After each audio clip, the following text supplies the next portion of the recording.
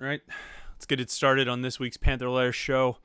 We're live on youtube.com/Panther-Lair.com on a Wednesday night.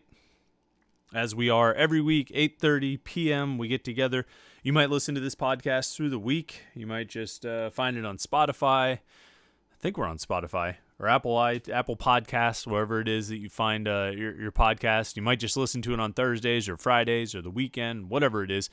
But on Wednesday nights, we get together and hang out and chat about Pitt sports. We do it for an hour every Wednesday night, 8:30 to around 9:30 or so. Depends if we go a little bit long, go a little bit short. We talk until we run out of things to talk about, or if it gets to be 9:30, whichever one comes first. If you want to join the conversation, of course, you can jump on the live stream here. You can chat, put your questions and comments into the chat screen there, and that'll kind of begin the conversation. If you want to be a super chatter, we've already got a few people who jumped in as a super chatter. We appreciate that. You hit that little $sign at the bottom of the chat screen. You can throw a couple bucks to the podcast, support us. We appreciate that very much. RJ Man38, Michael B, some of our regular super chatters already jumping in, and we love you guys for that. There's no question about it. We appreciate your support. And we definitely get to your comments and questions if you are a super chatter. I know sometimes things get lost in the shuffle. We miss some comments, miss some questions. You definitely won't get missed if you use that super chat function. That's like a VIP. You want to be a VIP at the Panther-Lair Show on Wednesday nights? That's the way to do it. Be a super chatter, and you'll be one of our VIPs, one of our top members. Hopefully you got a chance to check out this week's Pickett show on Panther-Lair.com, presented by Wellhive. We release that every Wednesday morning. Right around 10 a.m. is the time we shoot for. And this week's episode, it was a fun one talking to Kenny. Pitt, of course, is wrapping up the final week of training camp. They're in the middle of the final week of training camp now. Next week will be their first week of game prep as they get ready for UMass. I think they're already started sort of prepping for UMass, but it'll be their first sort of official time through the game week of like, what does a Monday look like? What does a Tuesday look like? So they're wrapping up training camp this week. Got a few more days of practice here, and we talked to Kenny about that.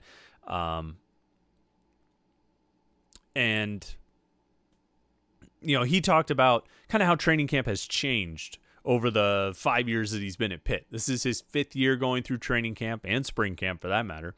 And I asked him about how it's changed and how it's different now than it was 5 years ago. And I thought that was an interesting conversation. I talked to Kenny about the offensive line and kind of the bond that a quarterback and a center have to have, and how he's trying to build that with Owen Drexel, who's going to be, of course, Pitt's center this year, it looks like. And then also, we kind of use that as a springboard into a conversation about recruiting, because Kenny came in with the 2017 recruiting class. Other guys like A.J. Davis and Todd Sibley and Cam Bright, guys who are still on the roster, a bunch of those offensive linemen. That was a huge offensive line class in 2017. They had Owen Drexel, who I mentioned, Gabe Hoy and Carter Warren, who are still on the roster, Carson Van Lin, who transferred this offseason, transferred to Duke, actually, and who's the other one? Jerry Drake, who had a medical situation and wasn't able to continue his career. But anyway, so it was a big offensive line class. They had a bunch of defensive guys. Deslin Alexander was in that defensive line class. Cam Bright, like I mentioned, was in that recruiting class. Jason Pinnock and Damari Mathis were in that recruiting class. So it was a big class. And Kenny and I talked about that class and kind of how it came together and, the bonds they kind of have. Really interesting conversation. And I think one of the most interesting things that Kenny talked about, and I highly recommend you look at it for this, I asked Kenny which defensive players have gotten the best of him over the last 5 years. Who has picked him off the most? And he named 2 guys, and one I probably would have guessed. The other one I'm not so sure if I would have guessed. I was a little bit surprised to hear it. And so you should check that out. Oh, Paris Ford was part of that recruiting class too. I don't know why I just randomly thought of him. It has nothing to do with what I was talking about. It was a really interesting conversation. And we talked to Kenny about who some of the best defensive backs are on the team, freshmen who have impressed him. I'm biased because I do these interviews with him. I do these shows with Kenny every week, but I think they're really good. And I think they're really entertaining and interesting, and hopefully you get a chance to go check them out. course, I am Chris Peak from Panther-Lair.com. Somebody pointed out to me that I don't often introduce myself, and perhaps I should do that a little bit more. I think I sort of assume that if you watch this show, you listen to the podcast, you kind of know who is who, and you kind of know who I am and, have an idea of where I come from. But yeah, Panther-Lair.com, Panther-Lair.com, Pittsburgh.rivals.com. It's the most comprehensive source of Pitt sports news on the internet: football, basketball, recruiting. You can find it all at Panther-Lair.com. And, of course, we have message boards where you can interact with hundreds and thousands of your closest Pitt fan friends. Panther-Lair.com. It's a place to go if you want to catch up on Pitt sports. That's the way to do it. All right, what's going on here? So it's the last week of training camp. Start of the season is about 10 days away. It's obviously it's coming up soon. Home opener against UMass at Heinz Field. Still waiting to see, and people have asked different things about this and made different comments and questions. I mean, I'll just kind of get it out of the way right off the bat of what the attendance policies are going to be at Heinz Field this year. I mean, you've seen some colleges come out in the last week. LSU, I think, was either most recent or most prominent, but certainly not alone in requiring vaccination against COVID-19 for entry. LSU has done that. Tulane, Oregon State have done it. There might be one or two others that I've seen. There's a handful of NFL teams that have announced it. Heinz Field hasn't made any announcements yet, and I emphasize Heinz Field because I don't think it's really Pitt's decision. Pitt's going to go with whatever policy Heinz Field has, and I think on Saturday night in the preseason game against Detroit, Heinz Field policy was masks if you were indoors, restrooms, maybe some of the closer quarters on the concourse, obviously in the suites or elevators, things like that. You need to wear a mask. If you're outside in the lower bowl or upper bowl seating or some of the outdoor areas of the clubs, you could be without a mask. But that was the policy, I believe, on Saturday night. No vaccination required. Or no proof of vaccination required, and unvaccinated people were expected to wear masks at all times. Although, again, if you're not going to check cards or prove it, I don't know how you're really going to enforce that. It's a suggestion more than a rule, and even all these mask policies that Heinz Field has seems like they're suggestions more than rules. Either way, my guess is that's what it's going to be for the season, unless sort of circumstances demand a change. I'm going to guess that that's what Heinz Field sets as its policy, and I think that's what Pitt is going to follow with its policy. We've seen Pitt make some announcements for its fall sports, indoor, outdoor, different policies. Indoor masks are expected. I don't know if they're even required, but they're expected for all fans in attendance.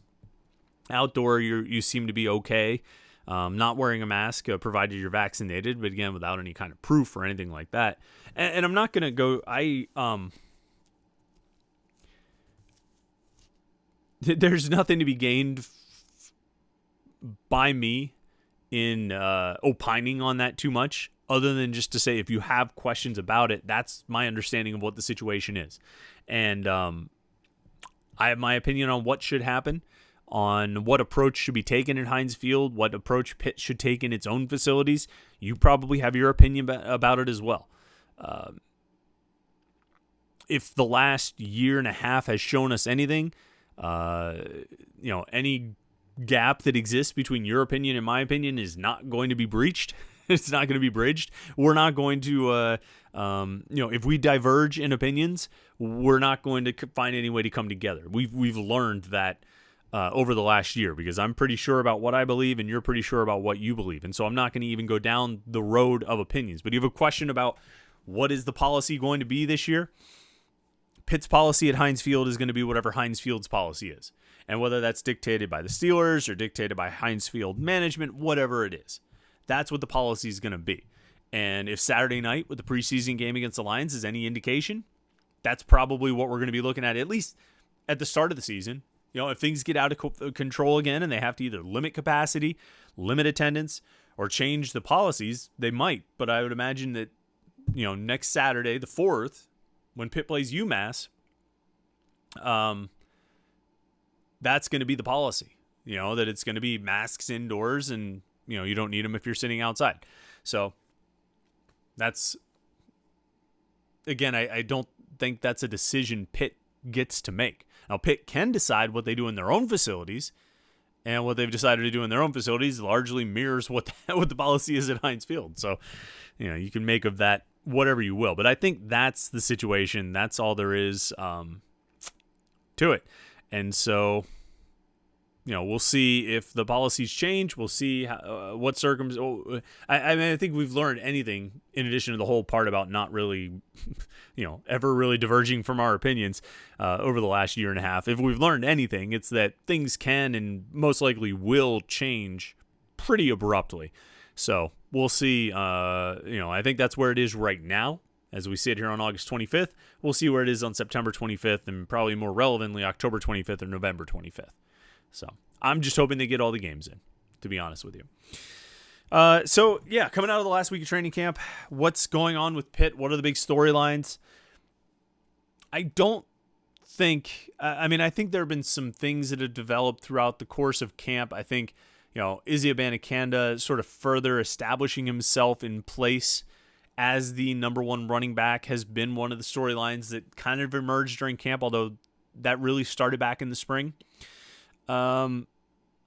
You go kind of position by position and say, did anything really new develop? Did anything really break out? Are there players we're talking about now that we didn't expect to be talking about, or that we didn't talk about, a month ago or 2 months ago or in the spring? And I don't think there really is. Quarterback, you obviously knew it was going to be Kenny Pickett. I think the depth situation sort of settled itself out a little bit there with Nick Patty seeming to establish himself as the number 2. And then who knows beyond that? Davis Bevel, I guess. Joey Yellen after that, and Nate Yarnell redshirting seems to be. That's going to be a position of great intrigue next spring and next August. That's going to be really interesting. But as for now, it's kind of not. We just see what those backups do and are able to do if they're called upon, during the season. So quarterback sort of set. Running back, there you have the interesting development with Abanikanda, although, again, that sort of started in the spring. I don't think we're entirely surprised that it continued through the summer. Wide receiver, again, who the main guys are going to be at receiver, and I don't think anybody really jumped out at receiver or surprised at receiver. It's going to be Jordan Addison. You're going to have Taysier Mack in the mix there. You're going to have, Shockey Jacques Louis and Jared Wayne and Jalen Barden. These guys, it's the cast of characters, It's Lucas Krull as well. It's the usual suspects. Offensive line, I don't think there have been too many big surprises there. I don't think there have been any surprises there at all, to be honest. I think it's interesting that Blake Zabovic is working at center. I thought it would be curious to see if he would be able to push Owen Drexel for that starting job. It seems like Drexel has held on to it. And then the battle was at tackle. With Gabe Hoy and Carter Warren and Matt Gonsalves. And it seems like Hoy and Warren are probably the front runners there, but I think all three of those guys are going to see the field. And that competition might not end at the end of training camp. It might continue into the season. And whichever two are practicing best and whichever two are playing best are the ones who are going to go out and get the starts and potentially, and get the most reps. Defensive line, I don't think there's any real surprises there either. You know what you have in Deslin Alexandra. I think you know what to expect out of John Morgan and Habakkuk Baldonado. It's interesting to me that Deion Hayes has sort of really firmly established himself in the two deep. Not that I didn't expect him to be part of the two deep, but I think entering training camp, I thought, okay, first official depth chart comes out. It's going to be Alexandra backed up by Hayes, and then on the other side, it's going to be Baldonado or Morgan. That was my guess. You know what I mean? Maybe, I don't know, maybe you move it around. Maybe it's Alexandra backed up by Baldonado, Morgan backed up by Hayes, or something like that. I thought Hayes would be on the two deep. But I kind of thought it would be primarily a three-man rotation on the field once they get out there and play. I don't think that anymore. I think Hayes is going to be a firm part of the rotation there. I think he's going to get a lot of playing time and be an impact player for the defense. He might still be the fourth defensive end when you break down the snaps, but I think he's going to be closer to that top three than I probably expected coming into camp. Defensive tackles, I think are what you would expect. You know what I mean? I think you probably know who those guys are. You know who Kalijah Kanzi is, and should have high expectations for him this year. I think you know who Devin Danielson and David Green and Tyler Bentley are. I think they've shown us over the last couple seasons. I would expect them to be better than they've been in the past, and still just kind of be really solid players in the middle of the line. And then you have Keyshawn Camp, who I think we do know who he is. The problem is we haven't been able to see him do it for a full season. That's the issue. If we could get a full season out of Keyshawn Camp, he might be an all-conference player. You just haven't been able to get a full season out of him. Defense, or back to the linebackers. Then I think here again we knew. Like I think we talked about it in December, in January. Last August when we ranked the positions, and I talked about the linebackers. I said, look, linebackers heading into 2020. A lot of unknowns, not really sure how these guys are going to be, but they could really make a big jump. They could really move forward by the end of the year, and we could talk about them as one of the best position groups on the team. And sure enough, I think we were, and I think we came into this offseason talking about it. All through spring and all through the summer we've talked about it as one of the strongest and deepest position groups on the team. And I still think that's the case.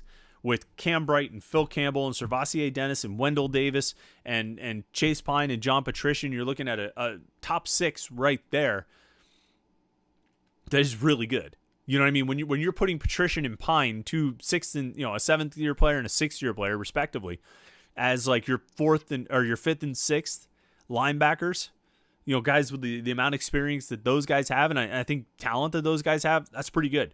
And then the group that's right behind them, Brandon George and Bengali Kamara and Solomon DeShields, they're not that far off. Those guys are going to force their way onto the field. You've got legitimately like 8 or 9 guys that I think you'd be comfortable putting on the field. That's saying something. And that's not to say that all 9 are equal to each other. But I mean, that's saying something. You have 9 linebackers you pretty much feel comfortable rolling out there with any of them. No, I mean, you're going to see Cam Bright out there the most. You're going to see Servassier Dennis out there the most. You're going to see Wendell Davis and Phil Campbell out there the most. And the reps are going to go down from there. But you've got 9 guys, I think, that if you're the coaches, you feel comfortable with. That's a pretty good place to be. I guess in the secondary, there's been some surprises, some kind of breakout storylines, some breakthrough storylines. It started right at the beginning of camp when they swapped Rashad Battle and MJ Devonshire. Moved Devonshire from safety to corner and moved Battle from corner to safety. And I thought that was an interesting move right off the bat. Battle was always a bigger corner, although I was really curious to see if he could stick there and what he could do. And I thought Devonshire had a real chance to lock down the field safety position. It's where he was in the spring. And I thought, okay, he's got a chance, if he doesn't win the starting job, to rotate with Eric Hallett and really kind of lock that spot down. But then they flipped those guys. And they moved Devonshire to corner, Battle to safety, to, again, the field safety position. And, excuse me, what's interesting is it really kind of developed over the course of camp that Devonshire played himself into the top 3 at worst corners and possibly the top 2. And it's pretty interesting. I don't know if I saw that coming. I mean, I knew he was a very good athlete. I mean, we all saw what he did at Aliquippa, but we knew he could play. He didn't do a whole lot at Kentucky. There wasn't a lot of a lot of film. There wasn't much to base expectations on. But then to start hearing, as we did, through camp, that he was really playing at a high level and pushing himself into, if not the top 2, then at least the top 3, at worst the top 3. And potentially, competing for a starting job with Marquez Williams. I didn't see that coming.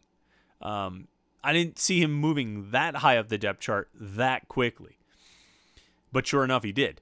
And it's pretty interesting because, all offseason I've talked about Khalil Anderson, freshman, right? And how he's going to get on the field and he's going to play. He's really good. He's going to be a man. He's going to be the man. I don't know if he's going to win a starting job, but he's going to be out there a lot. MJ Devonshire's emergence at corner, I think, has pushed Anderson back. Not that Anderson has not been good. I think he's been pretty good in camp. But you've got Mathis, and you've got Williams, and now you've got Devonshire, and then you've got A.J. Woods after that. I mean, I think Anderson is really talented. Maybe one of the highest ceilings of any corner on the team. But he's going to get squeezed out of playing time. You know what I mean? He's not going to get as much playing time as I originally thought.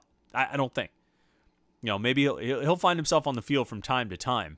But I think, Devonshire's emergence as a clear top 3 and potentially top 2 corner has been one of the bigger stories, I think, in camp. And it shakes up the secondary depth. Not to mention it further builds out the secondary depth, which was pretty impressive to start with. And then in the 2 safety spots, I think Brandon Hill is sort of set to take over for Paris Ford, as he did when Ford left the team last year. You remember Hill stepped into the starting job for that Florida State game. Missed a tackle on a long quarterback run that did not bode well for his future at that position, but I'm pretty sure it was the next drive or 2 drives later, he picked off a pass and went 50 yards for a pick 6. So he kind of made up for it, and I think he's going to have that position locked down. Field safety, Rashad Battle and Eric Hallett battling there. I'm going to guess that Hallett holds on to the job as the upperclassman, the guy with a lot of experience. But just like all of the spots in the secondary, just like all the spots on the defense, they're going to rotate at all the safety positions. And they're going to get guys in there. And guys are going to stay fresh. This defense should never be tired. These guys should never be worn down. There should always be fresh legs on the field for the defense, because they've got that kind of depth to sustain it. They've got the depth to rotate guys and roll them in and out, and I think keep up a consistently high level of play on the defense. That's kind of how I see things. And then there's the specialists. I realize I don't talk about the specialists very often, and I probably should talk about them more. I think Kirk Kursadulu is rock solid as a punter. Cal Adamitis is rock solid as a snapper, but obviously I'm skipping the field goal kicker. I think Ben Sauls is going to be the guy there. He's battling with Scarton. I think it was Jake Scarton. There have been 2 Scartons, and now I'm messing up which one I want to refer to. Anyway, it's the Scarton that's currently on the team. I think Sauls is going to be the guy, as a young guy, a redshirt freshman, to take over for Alex Kessman. And we'll see how that goes. I can't base much on the spring game, or I think he made a long kick in the spring game. I forget. Or some of the reports coming out of practices. We'll just see. We'll see when you get into a game situation and there's a long kick to make under pressure. We'll see how he performs. I don't know where my expectations are for the special teams units this year. I would say it would be in Pitt's best interest, and it always is, to not have to rely on those guys. Not because you lack confidence in them, but because you want your offense to be good enough that you don't have to rely on kicking field goals. And that's ultimately what it comes down to. And if I sound sort of unmoved by training camp, it's because I am. Because the things that I said in July, the things I said in January, are still the things I'm saying today. And it's the things I'm going to say week after week with this team. I think the defense will be pretty solid. I think they're deep, and I think they're talented. They're replacing some very good players, but they've got some really good players. They've recruited well on defense. We all agree about that. It comes down to the offense. And I'm going to keep banging on this every week until we find out what really is the case. We find out if Kenny Pickett has improved as a fifth-year senior. We find out if the offensive line has improved with the players they have this year. We find out if the tight ends can catch a pass. We find out if the receivers can be more consistent. We find out if the running backs can actually make a play. And if those things all can happen, this team can win 10 games. And if those things can't happen, this team is going to stumble to 7-5 or 8-5 again. And it will be one or the other, and it will be directly connected. It will. The difference between this team going 7-5 in the regular season and going 9-3 in the regular season is going to be the offense. Can the offense perform at a high level? At a higher level than it has in the past? That's all. I don't mean to oversimplify it. It's a team game. It's never about one guy. It's never about one unit. It is about one guy. It is about one unit. It's one side of the ball that has to stop dropping the ball, literally and figuratively, if this team's going to take a step forward. And there was nothing that came out of training camp that made me think anything different. And there was nothing that coming out of training camp that was going to make me think anything different. I don't know what could have happened in August to make me change my mind about, where the onus is and who's got the responsibility for this team's success. So, what are they going to do? And so we just sort of, I don't want to say we spin our wheels for the next 10 days, but kind of, and the next 17 days, and the next 24 days, and the next 31 days, and the next 38 days until they finally get into conference play and we find out who they really are. And we'll get some sense of it against UMass. We'll get some sense of it when they go to Tennessee, and some sense of it when they play against Western Michigan and New Hampshire. Once they get into conference play, we'll find out where they really are. Because they should be able to run it up against UMass. And that's one of our first questions we're going to get to here in a minute. They should be able to run it up against UMass. They should be able to run it up against New Hampshire. They should be able to run it up against Western Michigan. And I'm only leaving Tennessee out because I don't know what to expect from the Volunteers. And it's going to be on the road, and who knows? Who knows what's going to happen there? They should be able to run it up against those other three teams, though, and possibly Tennessee as well. Once they get into conference play, we'll see if they can keep running it up. We'll see if they can keep pouring it on, scoring a lot of points, and being the kind of offense that can actually lead a team to 9 or 10 wins. We'll see. And like I say, I don't want to say we're going to spin our wheels for the next 10 days, but to some extent we are. We know what they need to do. They know what they need to do. Find out if they can do it. All right, let's jump into the chat. We got our super chatter. RJ Seaman38, great to see you. I don't see if you got a question, but if you do, we will get to it as soon as I see it.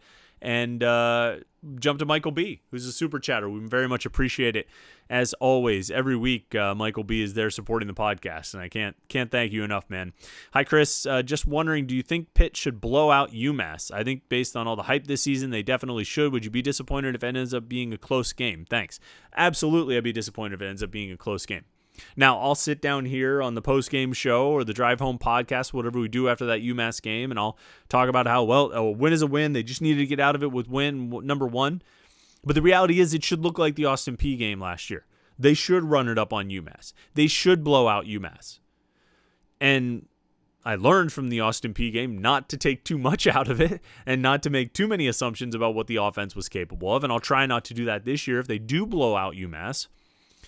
I'm going to try not to sit here and say, well, the offense has arrived, but it's what they should do.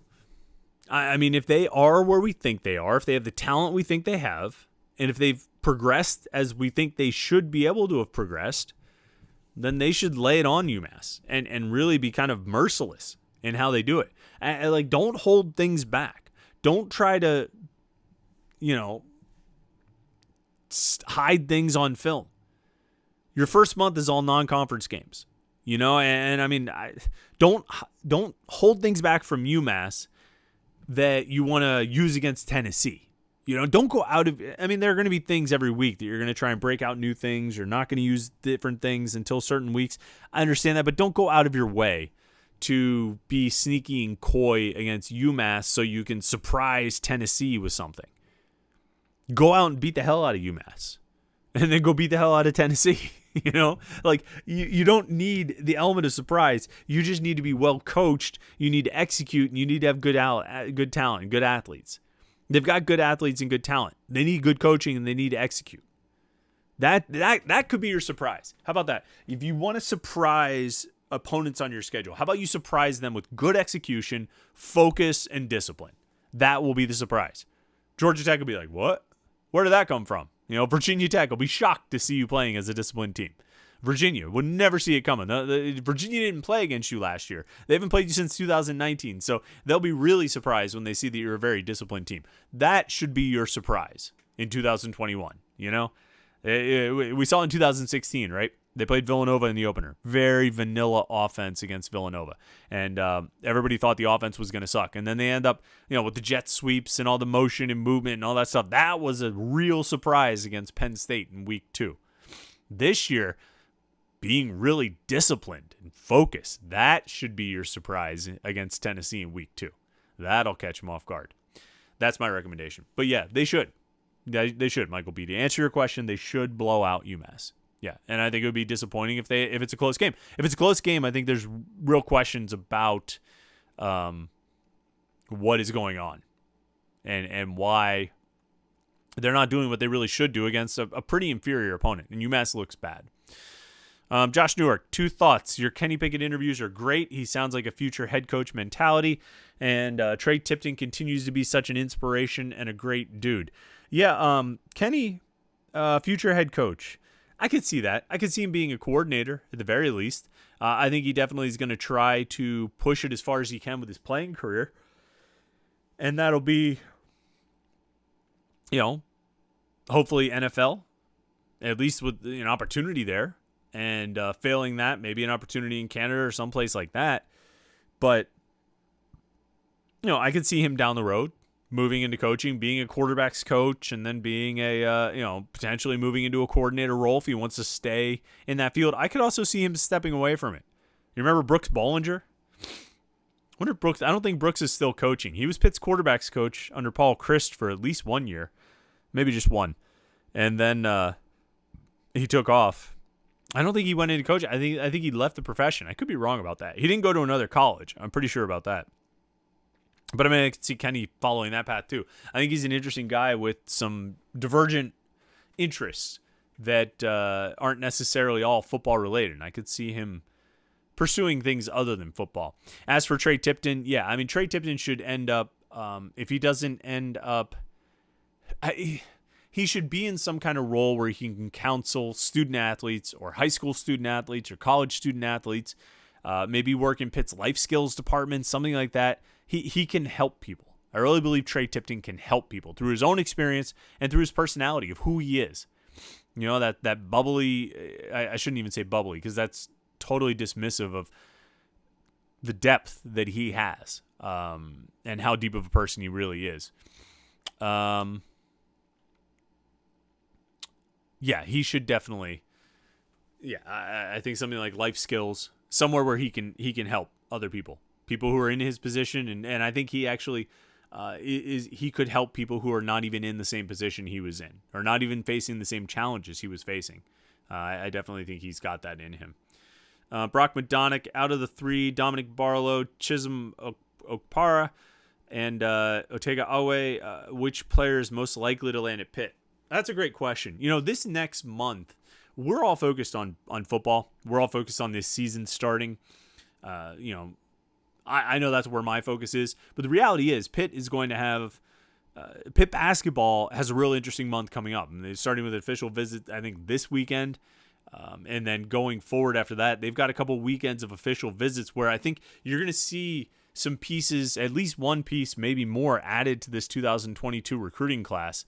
To go with Judah Mintz, who's already on board, you're going to see some, there's going to be movement there. I think by the time we get to the end of September, we're going to have a much clearer picture of what Pitt's 2022 recruiting class looks like. And those guys you mentioned, Barlow, Okpara, and Owe, those guys are right in the mix. Which one do they have the best chance? I don't know. I like their chances with Barlow, but it's tough. I'm admittedly not as tied in on that hoop side as not as close to it as I am with football. Houston Wilson is the guy. So Brock, go on the message boards and ask Houston. He might have a better answer for you than I do. But that's, it's going to be a big month. We're going to learn a lot, like I say, about this recruiting class in September. S. Max says, sprinkling in Jaden Bradley and Miles Alston. Pitt's wide receiver core is running 10 deep. Yeah, those two freshmen look pretty interesting. I don't know what is going to happen with those guys. I know Kenny Pickett mentioned on the Kenny Pickett show that Jaden Bradley had impressed him, that freshman wide receiver who's a big receiver, he's got size that I think is kind of unique on their roster. Kenny kind of said that Taysier Mack and Jared Wayne kind of have that size, but I think Bradley is a little bit taller, has a bigger wingspan than Mack. He might be about as tall as Wayne, but I think he looks a little more athletic. Wayne has really kind of filled out and become a thicker, more physical receiver. Bradley's got sort of a unique element. The thing is with the receiving core, like you mentioned them going 10 deep. You got Addison, Mack, Jacques Louis, Wayne, Barden. That's 5 guys right there. You throw in Trey Tipton. We'll see what Melqui Stovall can do. The 2 freshmen, Bradley and Alston. You got a lot of receivers on this team. And that doesn't even, when you're talking about mouths to feed in terms of passing targets, that doesn't even bring in Lucas Kroll or what the running backs are going to bring to the equation. So there's a lot of guys. There are a lot of options to catch passes, I guess is what I would say. There's a lot of options for catching passes, and it'll be interesting to see how they feed all of those guys. Let's see here. Talk is Pitt says, finally saw footage of Dorian Ford and Elliott Donald at practice. Donald looks so natural, and Ford looks like he needs a year. Yeah, those freshman defensive linemen. I mean, you could throw in Nakai Johnson in there. Naquan Brown is in there. They're all really good players. I mean, I think all four of those guys have real potential to make an impact at Pitt. I think you're just dealing with depth. You know what I mean? Like, I think Elliott Donald can play. You know, I think Nakai Johnson can play. But I don't think you're going to play Elliott Donald ahead of Kalijah Cansey, Keyshawn Camp, Devin Danielson, Tyler Bentley, and David Green. You know, I don't know if you're going to play Nakai Johnson ahead of Deslin Alexander, Habo Baldonado, John Morgan, and Dayon Hayes. You know, not to mention, you know, some of the other guys that are kind of floating in those early classes, DeAndre Jules and Bam Brima. We've all talked for years about how well they've recruited the defensive line at Pitt, and you're seeing it this year. I mean, you're seeing the depth that they've got. It's legit. You know, it's real, and I don't know if it's spectacular, but it's close. It's close to spectacular. Let's see here. Some questions about the alliance here, or comments. Homer Simpson says, just the idea of getting to play against teams like Ohio State, Michigan, and USC is exciting. You know, you're talking about the alliance between the ACC, the Big Ten, and the Pac-12. And I guess I would give my thought. This would be my thought. So if you missed the news, the ACC, Big Ten, Pac-12 announced, what day was that? Tuesday, that they're entering some sort of alliance.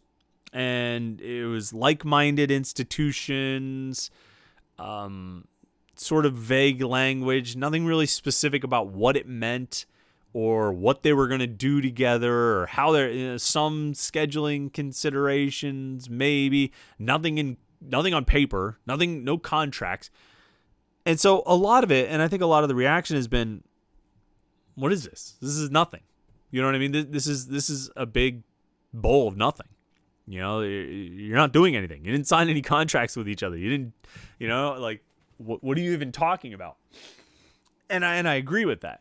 I think the thing that it is to me, and this actually, if you go back to the first Panther-Lair show we did after the news about Texas and Oklahoma going to the SEC, and I talked about divvying up, basically the Big Ten, ACC, and Pac-12 picking over the rest of the Big 12 for parts, you know, and taking a couple schools to each conference to get them all to 14. And I said that it was, the idea would be you get 14 teams at 42 schools. Is that what it would end up being? 42 schools in those, or whatever. Yeah, 14 teams in 3 leagues, 42 schools in those 3 conferences. And you would say to the SEC, look, we've got a whole big group here. You can't go on without us. We're all going to stick together, and you need us to make this really work as college football.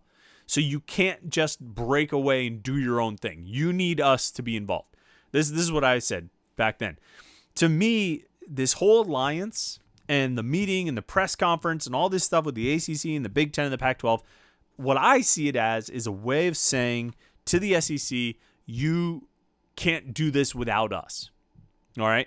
You might think you could do this with some of us, but we're all going to stick together. Now, it's not on paper. It's not a contract. And you've got 3 all relatively new commissioners. Nobody's been there more than a year, right? Or maybe, you know, nobody's been there as much as 2 years in each of their posts. The commissioner of the ACC, the commissioner of the Pac-12, commissioner of the Big Ten. You got these 3 conferences with their new commissioners making this statement. Meanwhile, if the SEC called Florida State, Miami, Clemson, anybody in the Pac-12, Georgia Tech, anybody in the ACC, and said, hey, we have a way to get you out without you having to lose all your money through the grant of rights, they're all gone. But I think this is ultimately, if these conferences want to stay if these schools want to stay in their current conferences and they don't want to get swallowed up by the SEC or completely cut off from the SEC, they don't want the SEC to go off and make its own "we are the real college football" brand. They need a show of force and a show of unity, force through unity, where they say, you can't do this without us. We have 40 plus teams over here. You need us to be a part of this. Don't go thinking you're going to do your own thing and have your own separate division of college football. We're all still in this together. And that's what I take from the alliance, is that they're at least saying they're willing to band together in order to maintain college athletics, really. Now, they're also, you have these statements that are coming out talking about sports other than football. Man, you got to get your eye on the prize. All right, Big Ten, ACC in particular, I'm looking at you, and Pac-12. You need to get your eye on the prize and understand football is the key here. You've made decisions in the past that are football-centric, and it may have gone against your better judgment. ACC leadership in the triangle may have thought to itself, we don't want to make a football-centric decision. Well, buddy, I'm sorry, but you need to. You need to make every decision a football-centric decision if you want to keep yourself in this thing. At least for a while, you need to be very football-centric until you can make sure that everybody's on solid footing and nobody's trying to run off and start their own super league and that they're going to try and poach some of your biggest teams. You need to be football-centric until things kind of settle down. And I think that's what this alliance is about, is a unified front. Not necessarily against the SEC, but a unified front to speak to the SEC and say, you aren't going to go off without us. You need us. Let's see here. Dan Juby asks, do we know much about the two kickers? Any concern that one has not been named number one yet? I don't know. I don't know if there should be concern. That's kind of what I was saying, Dan. I don't really know what to expect out of those guys. I've heard mixed reports. After one scrimmage, I heard the kickers were really good. And then they come out the next practice where there's an open media viewing window and they shank a couple. So it seems like there's inconsistency in that group. It probably is a little concerning that they haven't named, that one guy hasn't separated himself. Although I'll say this, not to get sidetracked on another tangent, but I will say this, and I've thought this for a little while. If I'm a college coach, I am not rushing to name anybody a starter any sooner than I have to. Like the quarterback battle next year, I'll be interested to see if Pat Narduzzi names a starting quarterback before the first game of the season. Simply because if I'm a head coach, I'm worried at any point during the offseason, if I name a starter, that the other guy is going to go in the transfer portal. Now, I don't know if Pat Narduzzi thinks this way. There are times when he says things that make me think he is thinking this way. He's never said it to me. Hey, man, I am really worried about these guys transferring. But I know every coach is thinking about it. Every coach, college, football, basketball, whatever sport, they're thinking about how prevalent the transfer portal is. And they know they're going to lose guys to it. They don't want to lose guys to it, but they also know they're going to go get guys out of it. So it gives and it takes. If I'm a college coach, though, I don't want to lose anybody to the portal. And so I'm going to do everything I can to keep them. I'm going to do everything I can to, make sure everybody's happy. And so there may be a number one kicker who has established himself, but I don't know. I don't know if Pat Narduzzi is rushing to announce that because he doesn't want to lose a guy. All right, let's see here. Scrolling down through. Brock McDonagh, which senior besides Kenny Pickett will benefit from the extra year and have a good season this year? I think there are a few guys who really stand to benefit from the super senior season. Keyshawn Camp, like we talked about. Somebody else mentioned, can't wait to see Keyshawn Camp all season. Let me see who said that. S-Mac said, I really want to see a full season of Keyshawn Camp. I think Keyshawn Camp has a chance to really, if he can go out and have a full, healthy season, he can play himself into a draft pick, potentially an all-conference player. I think he's got that level of play, that talent level, and he has shown it from time to time over his career. He just hasn't been able to stay healthy. So I think he is poised to have a big season. I think the super senior designation helped him a lot, allowing him to come back for that. Lucas Krull is another one. I mean, this guy has no chance at the NFL, or very minimal chance maybe of getting as an undrafted free agent if he doesn't have the opportunity to come back as a super senior. Now he's got a chance to come in, be healthy, play a full season.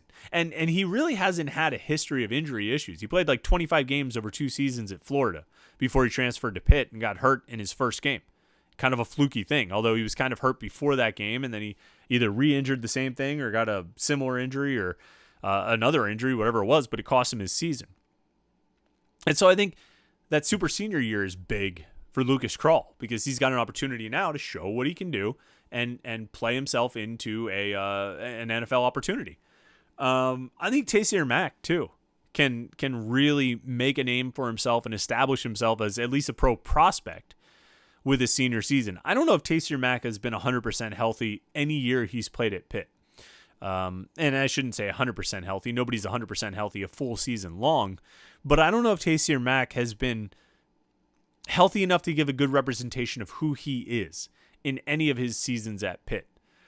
So this year, I think, is a big opportunity for him to come back and try to, again, show what he can do and position himself potentially as a pro prospect. So I think guys like that there's a lot, they've got a lot to play for, and they've got a lot of opportunities there. S. Max says, thanks for posting the camp practice photos. Credit to the training staff. Everyone looks bigger, even Vincent Davis. I think so too. Mike Stacchiotti looks like he did a great job with these guys in the offseason. And look, every year we come into training camp, these guys are in the best shape of their lives. They've best shape they've ever been in. Everybody's bigger, stronger, and faster. These guys really do look bigger. I mean, just looking at photos, and I mean, this is just a first guy off the bus type of thing. You just look at the pictures, and I mean, it's impressive. It's impressive to see. Linemen, linebackers look big. The linebackers look bigger, and the D tackles look slimmed down. I mean, those guys look fast. You look at a picture of Kalijah Cansey, he looks like he's a linebacker. You know what I mean? You look at a picture of Keyshawn Camp, he looks like he's a defensive end. These guys have slimmed down. They look lean and mean. They really do. Let's see here. Scrolling down, Andrew Callahan, Kenny mentioned the competition at all positions making this year different. Will we see the most balanced team, offense and defense, of Pat Narduzzi's career? It should be. It should be. And I mean, I think the last 2 years should have been as well.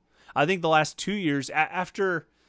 So, I mean, if you go year by year, 2015 was pretty balanced. You know, I think that the defense had holes, but they overall played pretty well. 2016 obviously was a major issue on defense. Offense was really productive.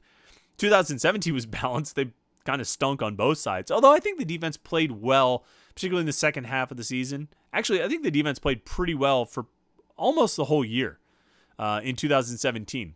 They did give up some drives at inopportune times, but overall, there wasn't, outside of the Oklahoma State game. The Oklahoma State game in 2017 was brutally bad. But otherwise, I mean, Penn State, they weren't that bad in that Penn State game. You go down the line. I'm trying to think. I mean, NC State, I think there was a special teams touchdown that Nyheim Hines, I think, had that helped set that one apart. And they gave up a big play late, like a long touchdown run, maybe to Jalen Samuels or one of those guys. They kind of set that one apart. They played well at Duke. They played well against Virginia. The North Carolina game, they blew it in the fourth quarter. They had a drive where they needed to get a stop, and they failed to get a stop. But otherwise, they played a really solid game. Even when they lost to Syracuse, they played a pretty solid game. So, I mean, the defense was pretty solid that year. The offense was a mess, and the team as a whole had a lot of issues. 2018, once they got past, the defense was bad against North Carolina. The defense was bad against Central Florida. But they were pretty good after that. The Duke game got out of hand. But they were pretty good overall throughout 2018. And I think the defense was good the last 2 seasons. The offense just didn't play up to the level it should have in the last 2 years, or else they could have been really balanced. So I think, Andrew, to your question is, as far as 2021 goes, their defense should be pretty good again, and the offense again has a chance to be pretty good. They look like they should be the most balanced team of Narduzzi's time at Pitt. But like I say, they looked like they should have been the last couple of years too. So we'll see. RJC Man 38, one of our super chatters, asks, I'm intrigued by the new receivers coach and implementation of stats to hold kids accountable. I think the receivers bought in. What's your thoughts on this approach? I think, I would have to see what Kevin Sherman was doing and what Chris Beatty was doing. These guys chart everything. I know Brendan Marion has talked about, keeping score of the drops and things like that. I don't think that's a bad approach. You know what I mean? I think you want to – there's always a question of how do you cure drops, Do you throw the guys more passes in practice? I mean, that's probably a good plan. You have them catch tennis balls and stuff like that. I think that's good. It's about focus and, keeping their eye on the ball and paying attention to what they're doing. And like I say, focus most of all. You add an extra element of accountability through like charting practices. I think that's good too. Whatever you can to – nobody chooses to drop a ball, right? It's a lack of focus. You don't pay attention as long as you need to. You don't pay attention to the ball, to get the ball all the way into your hands. So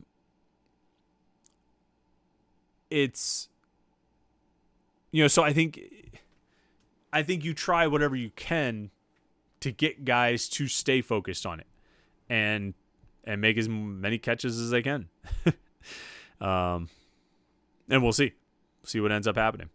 Hogmuncher says, should we be worried about any players or position groups transferring? I can barely handle the turnover rate on the basketball team. Not at this point. I mean, I don't think you're going to see anybody transfer now. I'd be shocked if you see anybody transfer now.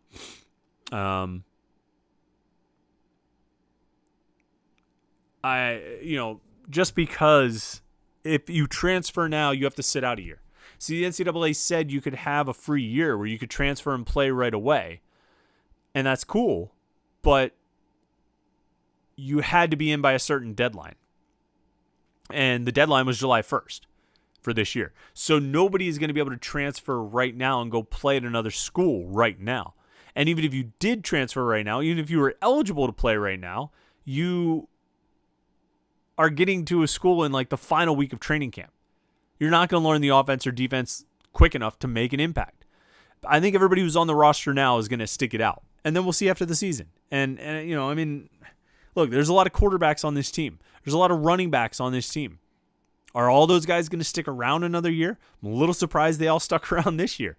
You're probably going to lose some of them. You're probably going to lose one or two of those guys. Just playing the odds, and that's not based on inside information or anything about those guys or personal opinion about them or their personalities or whether they're going to stick it out or anything like that. It's just simply it's just the nature of the beast anymore.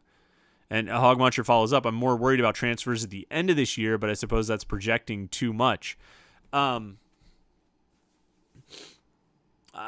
Yeah, it is. It's tough to project, but I think you need to accept it right now that there are going to be guys who go.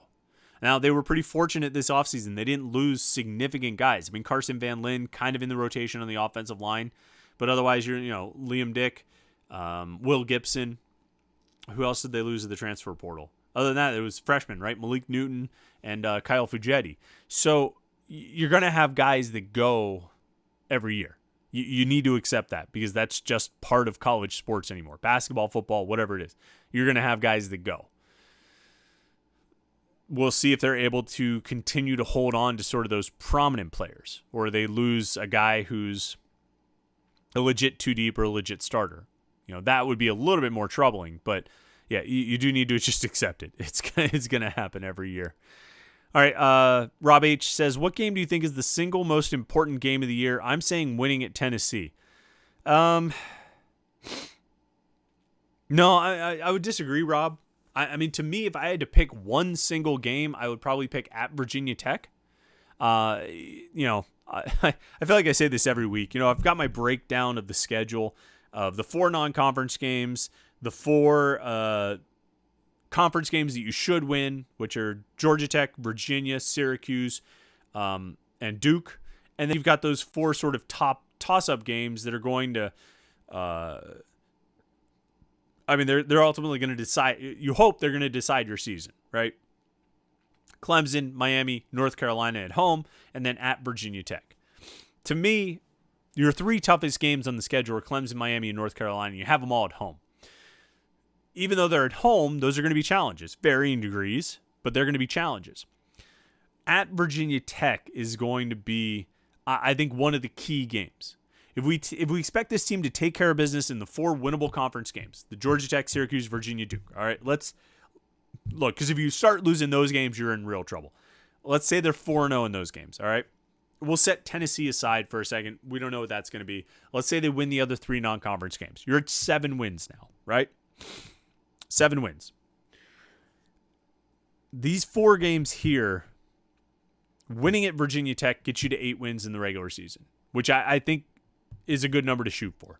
Yeah, a good starting point. I think this team is capable of winning 9. I think they should win 9.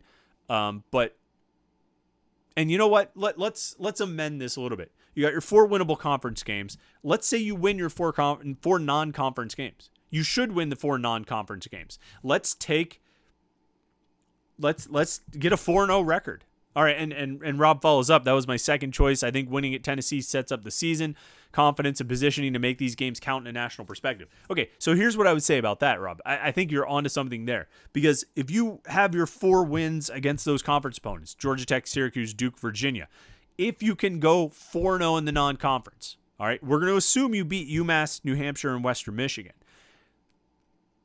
Going 4-0 in the non-conference puts you at 8 wins. It means every time you win one of those games in the middle there of Virginia Tech, Carolina, Miami, Clemson, you're not doing those just to get to 8. You're doing those to get to 9 or to get to 10. But you're not trying to get to 9 if you don't beat Tennessee. So I think you're onto something there, Rob. I think it's a very important game. I would still pick the at Virginia Tech game as probably my single most important game. But yes, in terms of what it could set up for the season, I think, yeah, I'll give you Tennessee. I'll give you that Tennessee game. I don't hate that, actually. I might come around on that. I might write about that. Or maybe we'll take a poll question on it.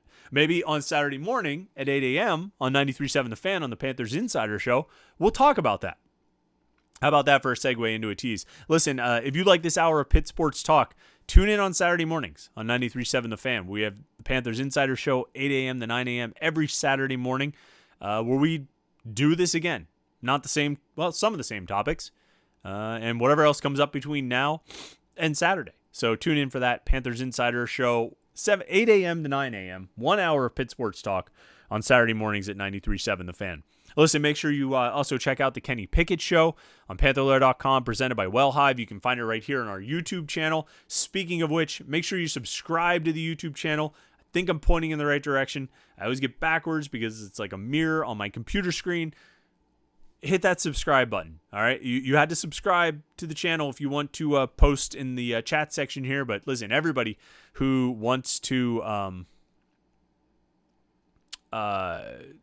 just keep up to date with what we're doing on our YouTube channel, youtube.com/Panther-Lair.com.